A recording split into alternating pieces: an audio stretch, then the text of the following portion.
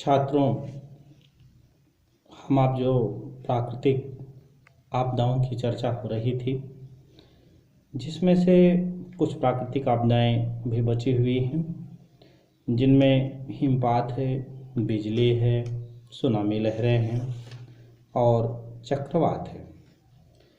जैसा कि ये सब बहुत छोटे छोटे टॉपिक्स हैं, जिसमें चक्रवात को आप सभी लोग जानते ही होंगे। एक तेज़ तूफान होता है जिसमें वायु तेज़ी से घड़ी की दिशा में घूमती है, जैसे हमारी आपकी घड़ी सर्किल में घूमती है।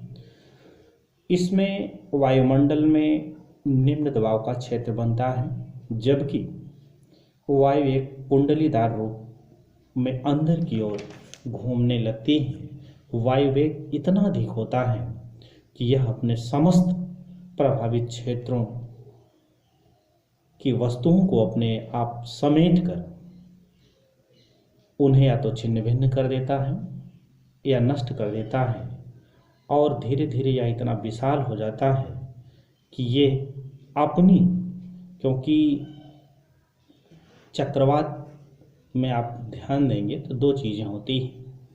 एक होता है वायुमंडलीय दाब केंद्र में सबसे कम होता है, दूसरा ये होता है कि उत्तरी गोलार्ध में वायु कुंडलीदार आकृति में केंद्र की ओर घड़ी की दिशा में बहती है, जबकि दक्षिणी गोलार्ध में वायु घड़ी की विपरीत दिशा में कुंडलीदार आकृति में बहती है। बहती तो है, तब भी वह केंद्रोन्मुख ही रहती है। इसलिए हम चक्रवातों की जो विशेष स्थिति है, इसमें हम आप दो टॉर्नेडो और हरिकेन्स। टॉर्नेडो जब तेज या प्रचंड तूफान का केंद्र कोई बादल हो और एक कीप की शक्ल में वायु कुंडली में तेज गति से चलती हो। दूसरा आता है हरिकेन्स, उष्णकटिबंधीय क्षेत्र में गर्म महासागरीय जल क्षेत्र के ऊपर बनने वाले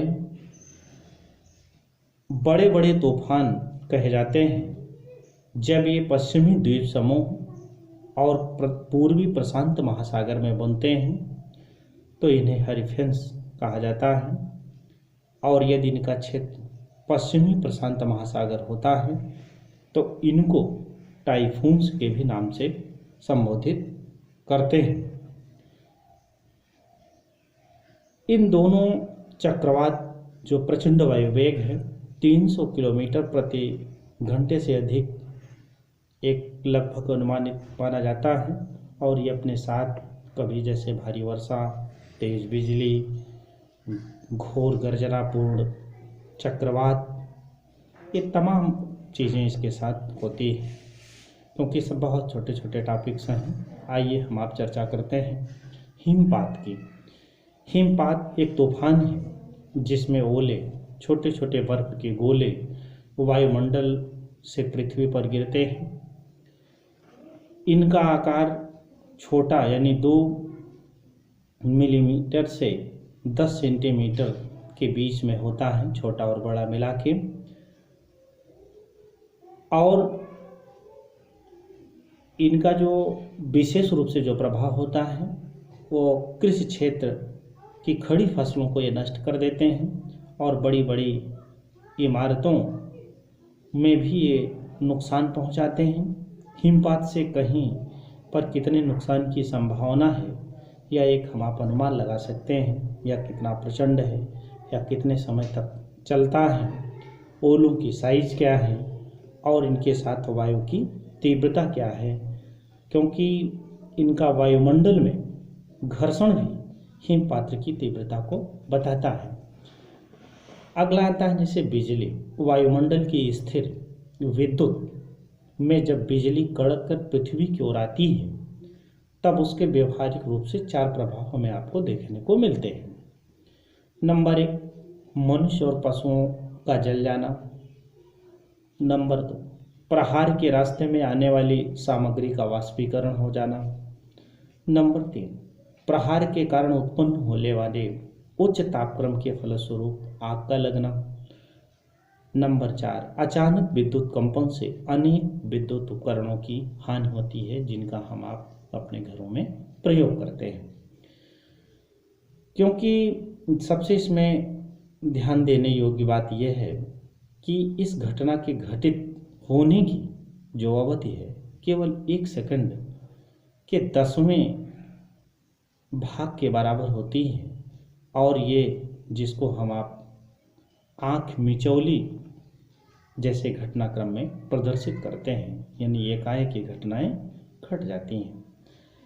इसमें आता है एक सुनामी लहरें। सुनामी शब्द जापानी के तसु माने होता है बंदरगाह और नामी माने होता है लहर से मिलकर बना है, जिसका सीधा या साधारण अर्थ में हम देखें तो बंदरगाह की लहरों के भी नाम से जानते हैं।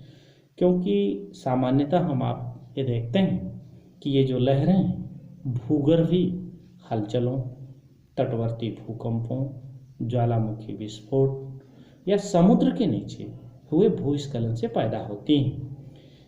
इनमें सागर की सतह हिल जाती है।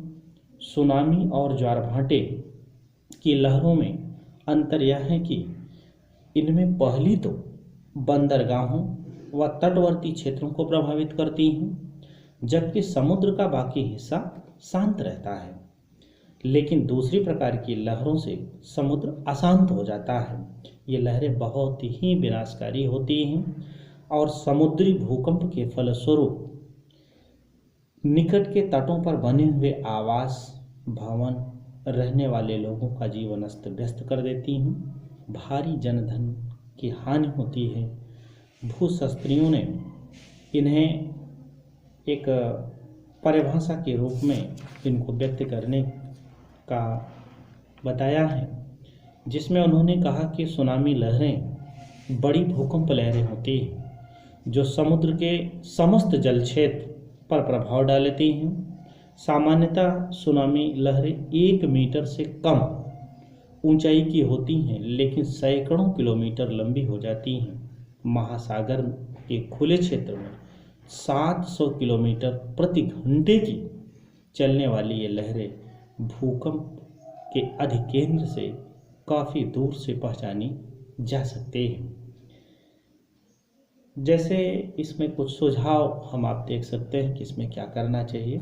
सुनामी लहरों के संदर्भ में हमारे विद्वानों ने बताया कि समुद्री भूकंपों के कारण जो उत्पन्न जो सुनामी लहरें होती हैं कितना विध्वंसकारी हो सकती हैं। इसमें जो जनधन की हानि होती है उन पर उन्होंने लिखा कि जैसे तूफान की तीव्रता, भवनों में रहने वालों का घनत्व, ये लोग किस प्रकार के भवनों में रहते हैं, भूकंप केंद्र के समीप कितने व्यक्ति रहते हैं।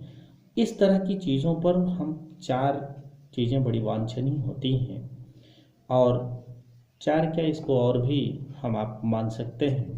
क्योंकि सबसे पहली चीज़ तो सुनामी लहरों के बारे में सभी को जानकारी दी जाए, और विशेष करके जो संभावित क्षेत्र में रहते हैं। दुर्घटना के समय वहाँ के लोगों को क्या करना चाहिए, इसके प्रिकॉशंस बताए जाए। प्रशासनिक स्तर पर भी जैसे इसकी हम सूचनाएं पाने पर नेटवर्क एक तैयार करें। आपदा प्रबंधन के विभाग केंद्र तथा राज्य सरकार बनाए और उसमें परस्पर तालमेल हो। आपातकालीन स्थिति में सामान्य कुशल तकनीक और चिकित्सा संबंधी कर्मचारी हों। सुनामी से पीड़ित हो सकने वाले लोगों की सुरक्षा की व्यवस्था की जाए। ये रही हमारी आपकी प्राकृतिक आपदाओं की मुख्य बातें, और ये चैप्टर आज ये समाप्त हुआ।